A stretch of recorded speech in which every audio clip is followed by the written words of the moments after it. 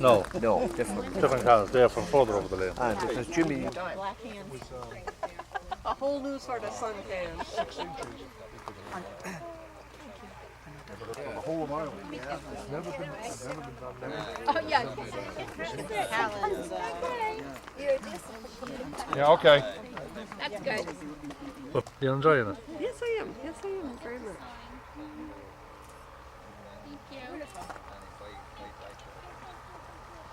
Single, yeah. Ma, look at me. Mom.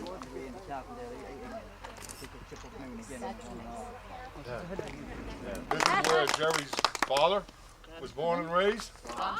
And this is where Jerry's grandfather was born and raised. My Did I goodness. get it far back? No, your great grandmother. Your great grandmother And yours? wasn't born, but she was raised here from about 2 years. She was about 2 years old, I think, 3 years old when she came from Bells Grove. And your great grandmother? Yeah, and my great grandmother, the Catherine Reilly that you saw down the lane, she was raised here, and she married the guy down the road, my great grandfather, Philip Callan. Oh, that's so. That's how we Rileys. But, so this cottage has been occupied by the Rileys since at least 1840. Oh. The same, Family. the same family. Wonderful. Huh? Yeah. Sure is. And Luke Reilly here is related through a sister to. Go ahead, Luke. Luke is related as one of the. Down there and put out onto the road, and they destroyed their houses, so they couldn't go back. And they somehow got up to here. Oh, Monday. Yeah, I saw. Was it Sunday? Yeah, When did I see you on Saturday? you see me on Monday. I saw you on Monday. Yeah, at the hospital. Yeah. Jerry, I thought you were still there. You and bread sandwiches. That's what it looks like.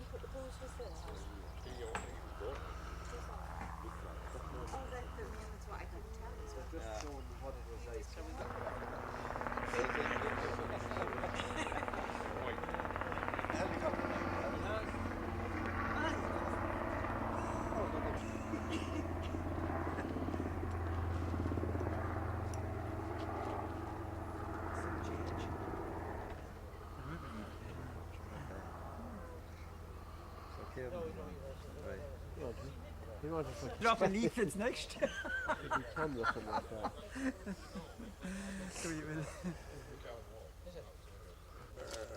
right on the table too, like, you know, you have. Oh, that's true, yeah.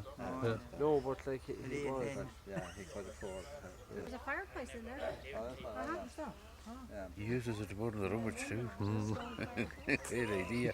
Not so slow. Oh, he's bound it in there. Yeah, yeah. Good man. I know one other fella does it that too. Very good.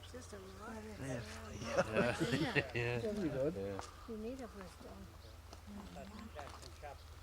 First dog for walking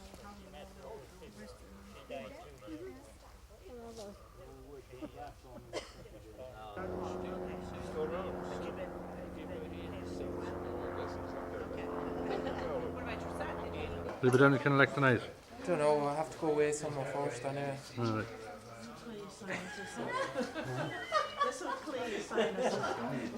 Like in the store.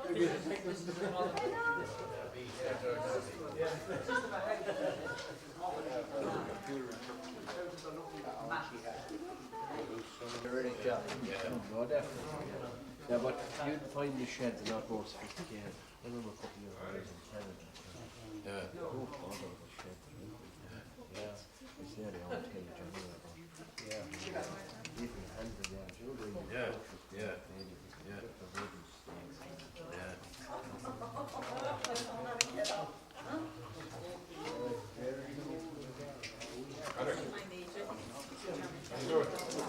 Okay.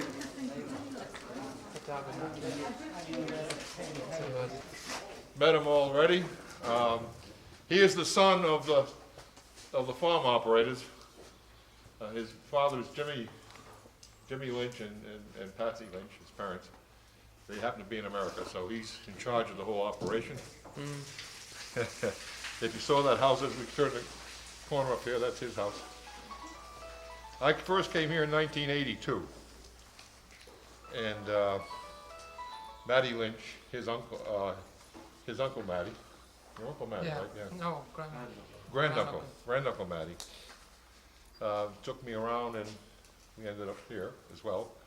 Had a chance to meet his grandfather, grandmother, his father and mother. And I have a picture of that, which I'll pass around. And there's Patrick. He's about 2 years old. Doing farming on a tractor. Long So, ago. and there's his grandpa, Patty. On there, I'll pass around there. And that, where's that shack? Right over here, somewhere, the shack? Just up there. That's where it Up used there, to be. where it was taken, okay. So, pass around and have a look. But is your milk still all going to the Bailey's? In the winter time it goes to the Baileys, and then during the summertime then it's just going to yeah.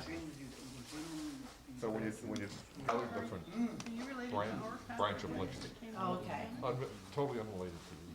I don't know much. They're related through me, through the No. Reilly. Reilly, okay. Okay. Not big into The other, it's end of it. the other, If father was here, he'd be able to. I mentioned there were two Reilly sisters. I don't know if you're in the group or not. Yeah. Okay, who were evicted with their parents.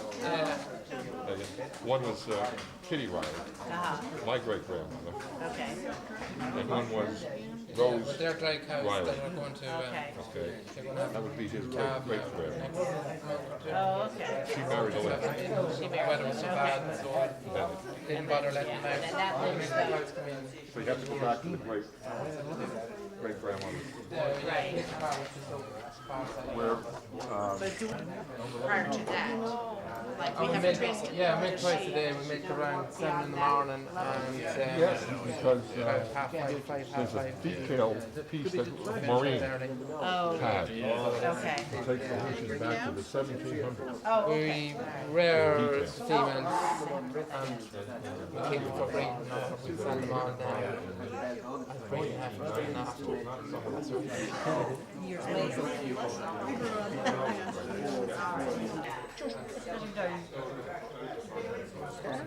These kids.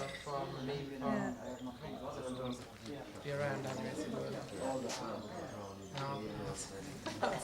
That's them at home. Well, thank you. Not too bad. was married day 4.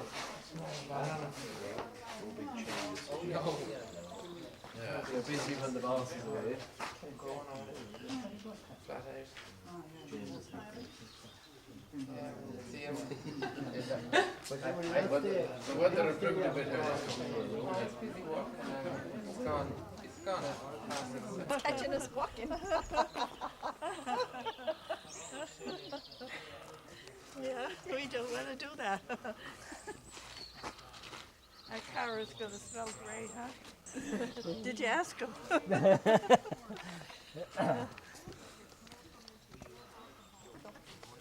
Is that who you're on the phone to? Oh, I'm talking to the dog. Oh, I thought you were on the phone. By the time Lori gets out of here, Smell it. Oh, yeah. Yeah. They're trying to tell you. They're trying to do that here, but Hello. they're not getting on too well yet at it anyway. So. We're asking more questions. Yes.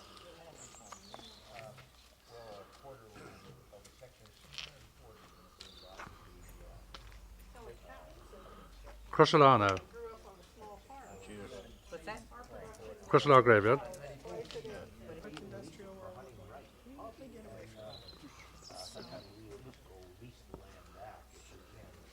This guy's going to break his can when we get out of the way. No, he wants you to.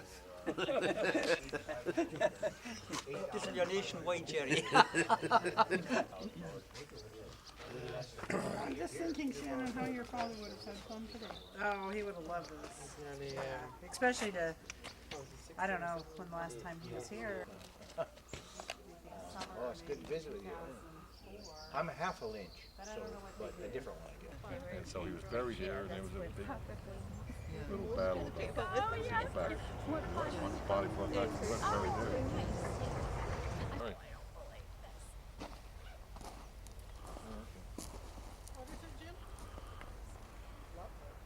You know the farm we just came from? It's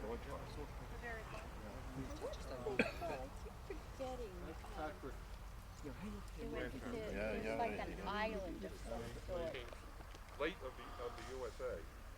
Well, I knew that son came from the USA, Rhode Island. And I'm just telling him, yeah, he died. He used to come back. My grandmother encouraged him and his brother Charlie, Jimmy used to come back and forth from here. He'd be here in Coolkill complaining about his life in America. He'd be here about 3 weeks, he'd start complaining about his life in Coolkill. Go back to America, and he just kept doing that. Well, he did that enough. He came here in 1981 in December, Christmas time, and he died here while he was here. Well, the Lord, if it doesn't come from heaven, it don't happen. Yeah. Well, it don't. Do you know how to get it with the planes? You know, flyovers with the Yeah, we do. sprinklers. What the cost? Huh? The cost doesn't justify the cost. How to justify the cost? What it? We've enjoyed I have 2 airplanes. The biggest one is 14 over the years. Are you ready? We're ready. One, two. Told me that my Callans were buried where his parents, where his parents, where Matty Lynch's parents are buried, which is right there. In the one plot, what He didn't say in the one. Jimmy knows a good or two. $12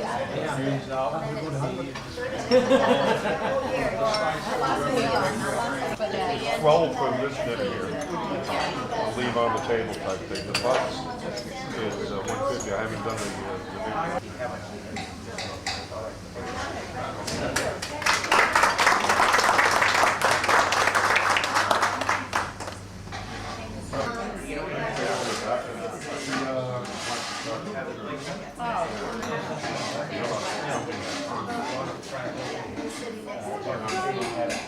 We still have one Amos burgers. He and Margaret were very close, but she took care of him because he was a bachelor, so he would come over to her. He didn't have to go over to Boston. Go back and forth to get his meal. The whole fence line was way back with the gate. Still there. It's more of the real estate I was occasion. going to say, he's a character. No, it is Georgetown because my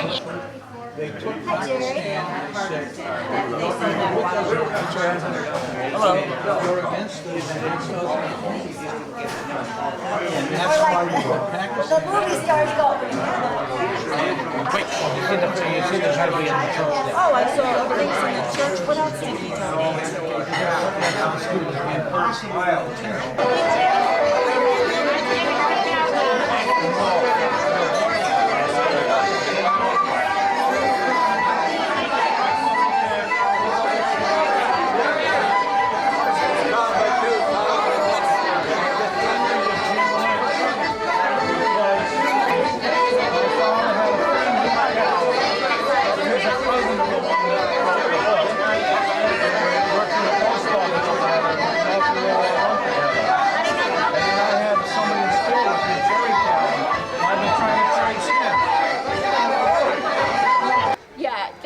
I think he got him in, the driver. Yeah, that was wonderful. So, but she has to get it off. Yeah, It's I like can a understand. suit of armor. I can understand that. Yeah, okay. Stay well, thank she you. was a good sport hanging in Oh, there with all she's that. wonderful. She tried everything. She's wonderful. She definitely said that she had to come, no matter what. Good for So, her. okay. All right, so we'll see you maybe out Have a good west. trip back. You Okay, flying out? thank you. Flying out tomorrow? No, we're going to Dublin, and they fly out Friday. Oh, okay. But they want to get there tomorrow. Okay. To there. Okay.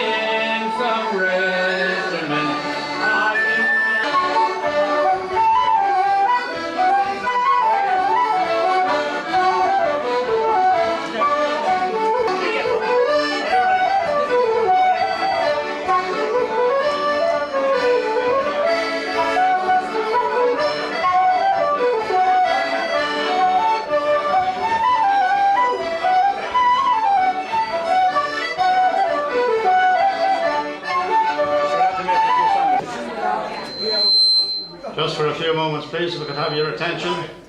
I'm under orders from Jerry Reilly to say a few words of a historical note and a historical type. And when Jerry Reilly asks you to say something, well, you're better behave and do it. Well, firstly, my first duty is to welcome you all tonight, our locals, and in particularly our visitors from the pleasure state of Montana. Very welcome to Kilnaleck. Kate, we look forward to your today. Maybe a small story to start. We know that Montana is a big state, the fourth largest in the Union, only smaller than Texas, California and Alaska. So it's great to see people here from the broad lands of Montana. And just to tell the story with an American touch to it, to tell the story that during the war, American soldiers went to the north of Ireland and rested up for a while from the war. And this evening an American was walking around and he met a local from Tyrone, the team that won the All-Ireland final last Sunday. So they struck up chat anyway, and the American said, "Are you a farmer around here?" "Yeah, I am," he says, "a small farmer. You have a bit of land around here, all right." "Well, how many acres would you have?" "Well, about 35 or around that." "Oh, that's pretty nice," he said. And the old man said, "Are you a farmer out in America?" "Well, I come from Texas," he says, "and we don't call them farms there, we call them ranches." "And how many acres would you have?" "Well, we don't measure it in acres, if you don't call it farms, we call it a range." And just to give you some idea of the size, sometimes after church on Sunday, we take a little trip in the car around the farm, around the whole perimeter. And sometimes it's 5 or 6 o'clock in the evening when we get back. "Ah, see," says the Tyrone man, "we had a car like that too, and we had to get rid of her."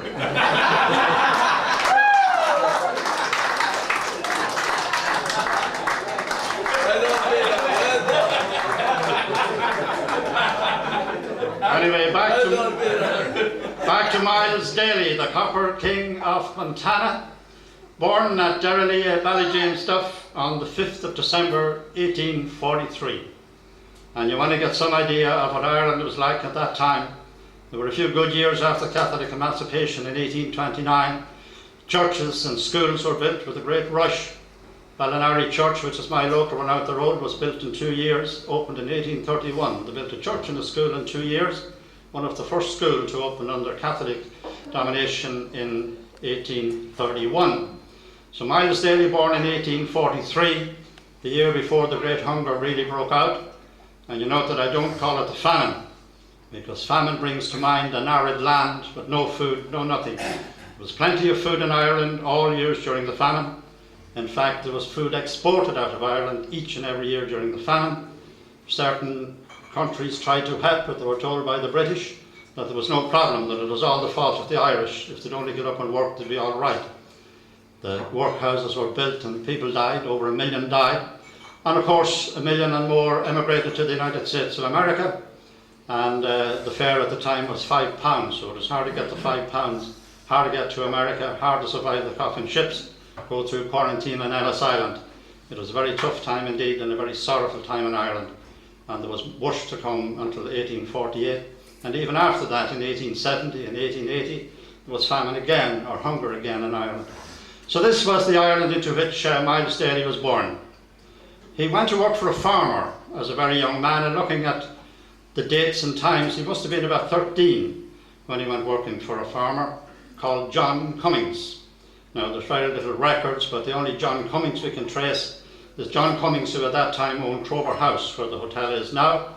It was owned by the Cummins family, who had married into the Maxwell family, and apparently it was a wedding present from the Maxwells, about 150 acres and a grand house. So this is where Miles Daly started his life working. So in 1858, when he was 15 years old, he went to the United States. How he got there, we're not too sure. But the train services were being put in place in Ireland at that time, and it's probable that he went to Ballyjamesduff station and got a train for Sligo, which was one of the ports that ships left. So probably he went there, and we think maybe with a group of other young men who had saved up their money as well, saved up their fibres. So he got work in New York, and he worked there for a few years at doing odd jobs, anything he could get. And on his savings then, he booked a passage to California.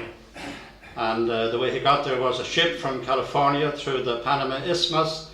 He landed in Southern California, and made the trip. However he did, we don't know. Maybe on a horse, maybe on foot, maybe on both.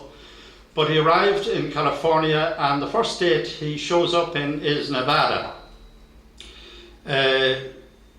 He met a friend from his school days, and the man's name was Murray, and we think he was probably from Ballyjamesduff or that area, because there are still Murrays living in that. So Murray advised Daly that he should go into mining, because mining was the big thing. People were rushing all over the way to get work in mines, or to try and get mines for themselves. And Daly started at the famous Comstock Road in Virginia City in Nevada. And that's the first time he met a man called George Hearst. Now, George Hearst was the father of William Randolph Hearst, the great newspaper magnate who became a multimillionaire. A film made about him called Citizen Kane. So he got there and got work and learned something about the mining. George Hearst later became a great financial backer of Miles Daly and really started him off. He then moved to Utah, where in Ophir in Utah, he met people called Walker, and he became a foreman for the Walkers. They were big in mining, and they were big in banking, and they had a big headquarters in Salt Lake City. Then in 1872, he was out prospecting and looking around to see where he might start his own mine and do a bit of prospecting, and he had a man with him called Evans. And they were around, and Evans had his daughter with him called Margaret, and they were coming down a steep slope, and Margaret slipped and fell into Marcus Daly's arms, and in less than a year Marcus Daly was married to Miss Evans, and we think that he got a fair bit of money as a dowry because he prepared to go well on from that. She was 18 when they got married, and he was 30. Now the Walkers thought well of Marcus Daly and sent him to Montana to prospect around and buy a mine if he could. And he did that, but before he left, his first two daughters were married. Margaret Augusta, who became known as Madge, and Mary, who was known as Molly. So there's a Madge, or there is a Madge up there yet, of course. And in 1874, he had the good sense to become an American citizen. And he bought the mine for the Walker brothers with the assistance of George Hearst, but he had the sense and the cuteness to keep 1/5 for himself up in Montana. Now, at this particular time, Montana, and for many years before that, had been a prospector's paradise. They went first for gold and then for silver, and the silver ran out and a lot of mines were closing down. But Marcus Daly had the idea that there was a big load of something down in the ground, and 300 feet down he discovered copper, and he started mining copper. Now at that time, copper had to be sent to Swansea in Wales, believe it or not, for smelting, so he thought that was very expensive. He looked around, he took a walk up the mountains one day, and not far from Butte he found this lake, and he knew it came down, and his experience indeed. Of course, he went into politics as well as so many Irish did in Montana, and when Montana became a state in 1889, he was quickly off the mark, getting a man of his into the legislature, and the man he picked was a man called Charles Boylan from Kilnaleck here in County Callan. And Charles Boylan was elected, and he was Daly's man in the legislature. He had a big opposition there, but we'll come to that in a moment.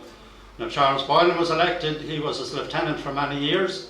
He was the father of Charlie Boylan from Tunnelline down here, who came home after a number of years when he retired from politics, and he bought a pub up the street, the Vintage Pub, which is now owned by Tom Michael Hill, and he retired from